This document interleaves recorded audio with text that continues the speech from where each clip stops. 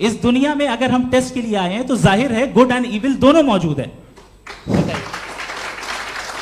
तो अगर good and evil दोनों मौजूद है तो ये इविल भी खुदा का बनाया हुआ है।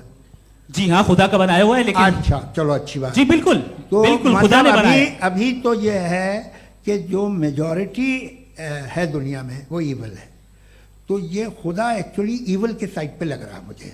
बिल्कुल भी नहीं, मैं बताता हूं। मेजॉरिटी में तो वो है। क्या बात कर रहे हैं भाई आप? कोई भी जो मुंसिफ होगा, चाहे आपका अपना घर हो जिसके आप सबसे बड़े हैं, चाहे आपकी ऑर्गेनाइजेशन हो जो आप चलाते हैं, वहां पर आप इवल रखेंगे साबित करने को कि बाकी लोग शरीफ हैं। मेरी बात सुनिए, क्या ये आर्ग्यूमेंट ही गलत है? अगर कि जब तक के कोई इवल नहीं होगा तब तक के शरीफ आदमी शरीफ नहीं लगेगा। अगर एग्जामिनर गलत ऑप्शन दे रहा है तो एग्जामिनर इविल नहीं हो गया, जो गलत ऑप्शन को सेलेक्ट कर रहा है वो फेल होगा। क्रिएटर ने इविल को बनाया है लेकिन वो इविल नहीं है। अच्छा सुनिए मेरी बात, let me complete sir. Creator ने इविल को बनाया है टेस्ट के लिए, वो इविल नहीं है। इविल वो होगा जो उसे इख्तियार करेगा।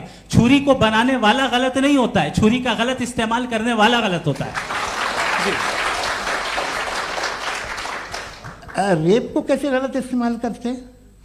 रेप इंसान के फ्री विल का नतीजा है।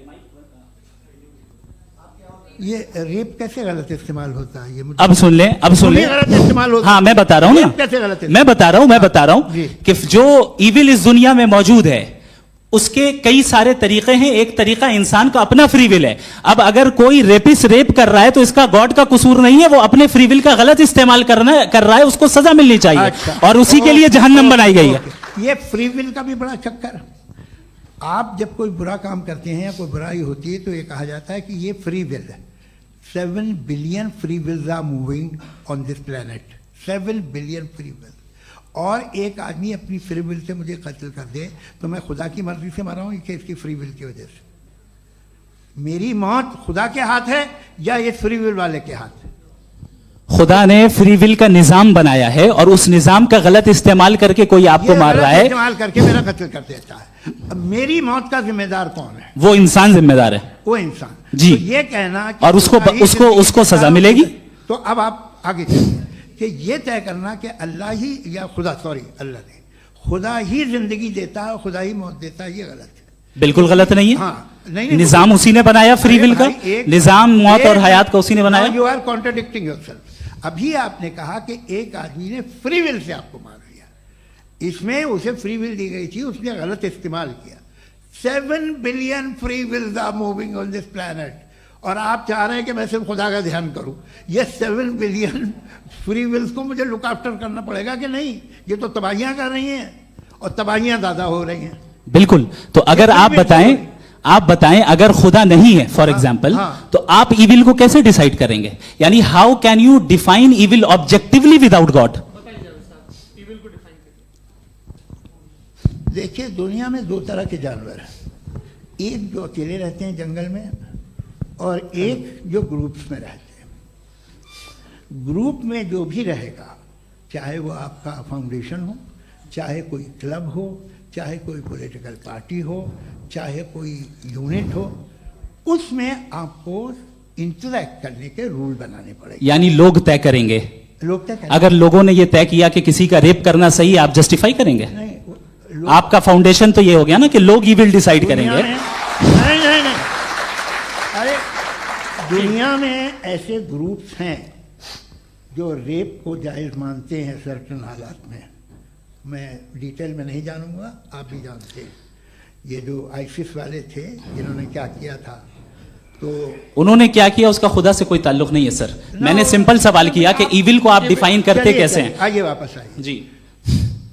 आप साथ में तभी रह सकते हैं जब कुछ आप ऐसे उसूल डेवलप करें जिसमें हर एक का बेसिक तहफ़्फ़ुज़, हर एक का बेसिक राइट हो और हर एक को कोई आराम मिले।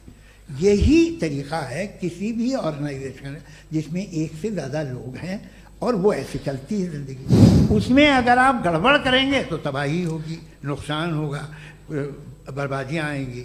और अगर उसमें आप घर ले लीजिए ना, एक हस्बैंड है, एक वाइफ है, बच्चे हैं, वालदा भी हैं, 2 बहनें भी हैं, एक भाई भी है। अब इसमें कोई निज़ाम आपको चाहिए साथ में रहने का, और एक दूसरे पे भरोसा रहे, एक दूसरे के बहीख्वाह हों, एक दूसरे की मदद करें, ऐसी जिंदगी। सर आपकी बात आ गई, आप ये कह रहे हैं कि लोग डिसाइड करेंगे क्या सही है क्या गलत है, यही है? मेजॉरिटी डिसाइड करेगी क्या सही है क्या गलत है? अरे भाई बिल्कुल। मेजॉरिटी अगर ये कहे कि नाजी जर्मनी के साथ जिस तरह मेजॉरिटी थी कि जेनोसाइड करना सही, आप जस्टिफाई करेंगे? उस वक्त आपका ये सवाल सिर्फ उसके बाद क्लोजिंग। हाँ, उस वक्त प्लेनेट पे जो लोग थे उनमें कितने लोग हिटलर को सही समझते? अच्छा, प्लेनेट की मेजॉरिटी तय करेगी, सोसाइटी की नहीं। प्लेनेट की मेजॉरिटी गॉड के एग्जिस्टेंस को सही मानती है, आप क्यों नहीं मानते? ये हेलो ये क्रॉस क्वेश्चन का राउंड यहां पर समाप्त होता है।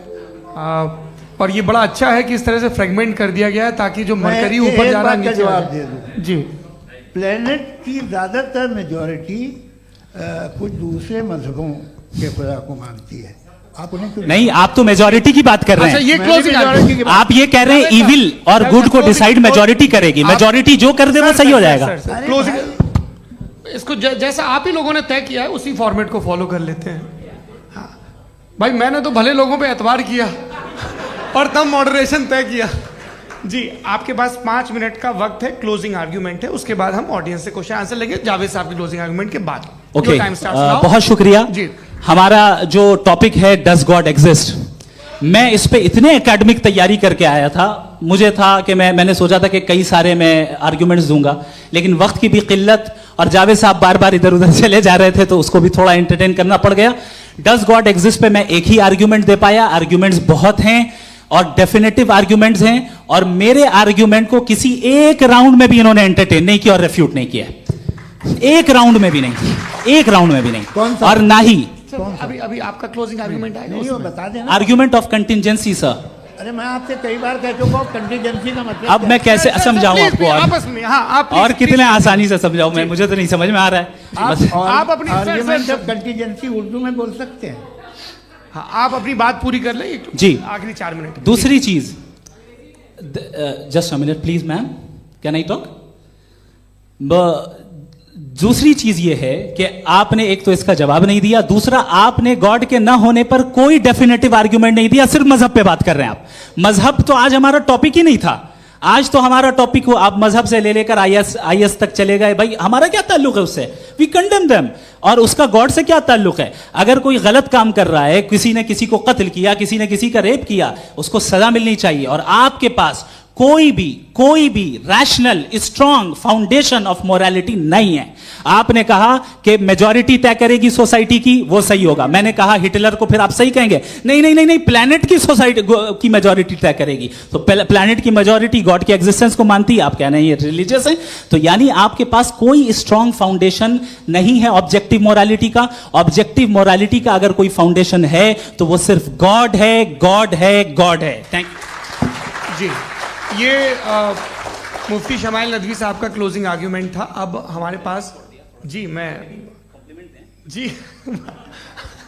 ये बड़ा अच्छा है कि दोनों लोगों को मॉडरेटर से शिकायत भी और बोल रहे भाई हमारी शाबाशी भी तो करते चलो।